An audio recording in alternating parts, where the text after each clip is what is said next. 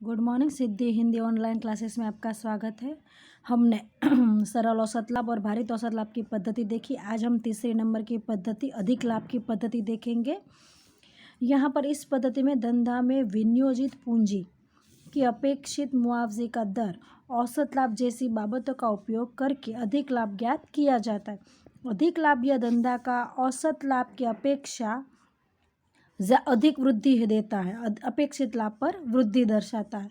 अर्थात कि जब धंधा में अपेक्षित लाभ की अपेक्षा अधिक लाभ कमाता है, जो आपने टारगेट सोचा है या भी जितनी भी पूंजी होती है ना, विनियोजित की है, इन्वेस्टमेंट 5 लाख रुपए इन्वेस्टमेंट की है, तो ऐसा सोचते कि 10% तो मिलेगा ही मिलेगा।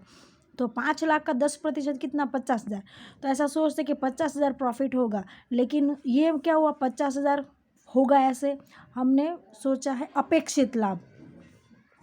फिर होता क्या है कि जो आपने अपेक्षा की है उसकी तुलना में आपने 50,000 सोचा है, पर प्रॉफिट हुआ 80,000, लाख रुपए, 70,000। तो आपकी अपेक्षा से ये लाभ बढ़ गया। तो इस तरह से अधिक लाभ कहा जाता है कि आपकी अपेक्षा से अपेक्षित लाभ की अपेक्षा अधिक लाभ कमाता हो। तो जितना लाभ धंधा द्वारा अधिक कमाया जाता है उसे अधिक लाभ कहा जाता है। अधिक लाभ के आधार पर ख्याति का मूल्य, अगर आपको याद ना रहे तो अधिक लाभ का जो सूत्र है ना, उससे भी आप समझा सकते हो।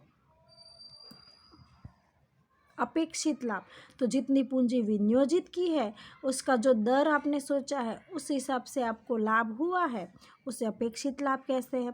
और आपने औसत लाभ में से अपेक्षित लाभ घटाने पर जो लाभ प्राप्त होता है उसे अधिक लाभ कहते हैं। यानी धंधा में जो अपेक्षित लाभ पहले से जो सोचा है उससे अधिक लाभ अगर व्यवसाय कमा रहा है तो उसे अधिक लाभ कहा जाता है। इस तरह से अभी आप समझा सकते हो। 1 मार्क का सूत्र MCQ में कई बार पूछा गया है। औसत लाभ प्लस अपेक्षित लाभ ऐसा लिख लेते हैं, या अपेक्षित लाभ माइनस औसत लाभ ऐसा दर्शाते हैं। अधिक लाभ बराबर विनियोजित पूंजी माइनस अपेक्षित लाभ, इस तरह से MCQ होते हैं। तो आपको ये सवाल याद कर लेना। 1 मार्क्स में कई बार बोर्ड में पूछा गया अधिक लाभ का सूत्र, उसका सूत्र औसत लाभ माइनस अपेक्षित लाभ। आज हम इसका सवाल शुरू करेंगे। इस सवाल के लिए हमें क्या चाहिए, तो औसत लाभ तो आप जानते हो, उदाहरण नंबर 1 हम कर चुके हैं। बस उसके बाद ये 2 सूत्र नए आ रहे, ये 4 स्टेप में काम हो रहा है। हमने देखा औसत लाभ 2 स्टेप में काम हो रहा था ना। औसत लाभ हमने किया तो कितने स्टेप हुए, 2। एक औसत लाभ और फिर ख्याति। यहाँ पर क्या है, औसत लाभ, अपेक्षित लाभ, अधिक लाभ, फिर ख्याति। तो 2 स्टेप ऐड हुए, तो कितने स्टेप हुए, 4। बहुत सरल है। हम देखेंगे यहाँ पर जो मैंने कल भी थोड़े दिन पहले भी आपको बताया था जब ये थियरी समझाई तब, कि औसत लाभ है वो अधिक लाभ से जुड़ी हुई है और भारित लाभ है वो पूंजीकृत से जुड़ी हुई है। तो जहाँ पर अपेक्षित अधिक लाभ होता है वहाँ पर औसत लाभ ढूंढना होता है, और जहाँ पर पूंजीकरण बोला है वहाँ पर आपको कौन सा लाभ ढूंढना है, भारित लाभ। तो यहाँ पर हम कौन सा लाभ ढूंढेंगे, अपेक्षित लाभ की पद्धति से गिनना है। तो हम यहाँ पर कौन सा लाभ ढूंढेंगे, औसत लाभ। औसत लाभ का सूत्र है कुल लाभ बटे में कुल वर्ष। तो यहाँ पर जो सवाल है किताब के अंदर वो ले लिया है। संपत्ति है 12 लाख, दायित्व है 4 लाख, मुआवजे का दर प्रतिशत, और ये लाभ दिया है 14, 15, 16 क्रम में है। तो हमें यहाँ पर क्या कहा गया है, लाभ हानि का अनुपात दिया गया है। क्या पूछा है, अधिक लाभ की 3 वर्ष की खरीदी, ख्याति के कितने वर्ष है, 3 वर्ष, और अधिक लाभ की पद्धति से ढूंढो। तो मैंने यहाँ पर ये सवाल लिख दिया है। विनियोजित पूंजी हम अभी वहाँ से लेंगे। तो विनियोजित पूंजी पहले ढूंढनी है। कई बार विनियोजित पूंजी सवाल में तैयार दे दी जाती है और कई बार ढूंढनी होती है। तो विनियोजित पूंजी का सूत्र है संपत्ति माइनस दायित्व, कुल दायित्व, बाहर का दायित्व। तो संपत्ति सवाल में कितनी दी है, 12 लाख, दायित्व कितना है, 4 लाख। यहाँ पर लिख देंगे संपत्ति 12 लाख और दायित्व 4 लाख।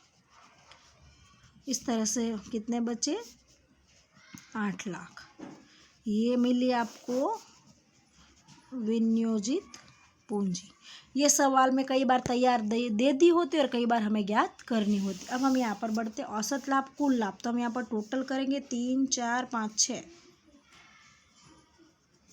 1 2 3 कितना हुआ 3,60,000। तो कुल लाभ है 3,60,000। उसके बाद कुल वर्ष, तो 1 2 3 कुल वर्ष है 3, तो लाभ हुआ 1,20,000। ये मिला आपको औसत लाभ। ठीक है। अब एक सूत्र आपको याद करना है, ये अपेक्षित लाभ। मैंने थोड़ी देर पहले थियरी समझाई, तब अपेक्षित मतलब आपने जो पूंजी इन्वेस्टमेंट की है, तो आपने सोचा मैं 5 लाख लगा रहा हूँ तो मिनिमम उसका 10% मुझे मिलेगा, तो वो है अपेक्षित लाभ। तो यहाँ पर विनियोजित पूंजी कितनी लगाई है इसने 8 लाख। तो 8 लाख की पूंजी व्यवसाय में इन्वेस्टमेंट की है और मुआवजे का दर, तो सवाल में मुआवजे का दर कितना दिया है 10%। तो ऐसा सोचा कि 10% हमें लाभ होगा, उसे कहते हैं अपेक्षित लाभ। तो वो पूंजी का प्रतिशत करो तो आपको अपेक्षित लाभ मिलेगा। तो वो 10% है, 1 0 निकाल दो, बराबर इस तरह से। तो ये हुआ 80,000 अपेक्षित लाभ। अब क्या करना है, देखो सूत्र याद करने में बहुत इजी है। पहले आपको औसत लाभ ढूंढना है, फिर अपेक्षित लाभ। अब जो पहला वाला है उसमें से दूसरा वाला माइनस कर दो, बन गया आपका अधिक लाभ। तो पहला वाला कितना है 1,20,000 औसत लाभ। फिर कौन सा वाला है अपेक्षित लाभ, तो औसत लाभ माइनस अपेक्षित लाभ 80,000। तो 1,20,000 में से 80,000 गए, कितने हुए 40,000। ये क्या मिला आपको अधिक लाभ। क्या मिला अधिक लाभ। अब ख्याति, तो इसके बाद ये, इसके बाद ये और इसके बाद ये। तो ख्याति में पहले हम औसत लाभ लेते थे, यहाँ पर कौन सी पद्धति अधिक लाभ वाली, तो अधिक लाभ लेंगे। औसत लाभ पद्धति थी तो औसत लाभ गुणा खरीदी के वर्ष करते थे, भारित लाभ थी तो भारित लाभ गुणा खरीदी के वर्ष करते थे। अभी अधिक लाभ पद्धति है तो अधिक लाभ लेंगे। तो अधिक लाभ कितना है 40,000, खरीदी के वर्ष 3। देखो यहाँ पर है ना, अधिक लाभ की पद्धति से ख्याति के खरीदी के कितने वर्ष है 3। अधिक लाभ बोला है तो हम यहाँ पर कौन सा लेंगे अधिक लाभ, और भारित बोला है तो भारित, औसत बोले तो औसत। तो ये हुआ 4 × 12 1,20,000। सरल है, बस आपको एक सूत्र याद रखना है और ये बहुत इजी। अपेक्षित मतलब आपने जो इन्वेस्टमेंट किया है उसका दर, अपेक्षित मुआवजे का दर आपको दे देंगे। तो जितनी पूंजी विनियोजित की है उसका कुछ प्रतिशत होता है, वो अपेक्षित लाभ होता है। तो आपको यहाँ पर ये सूत्र और ये सूत्र याद करना है। ये सूत्र तो मैंने आपको पहले बता दिया, IMP कई बार बोर्ड की परीक्षा में MCQ में पूछा गया है सेक्शन A के अंदर।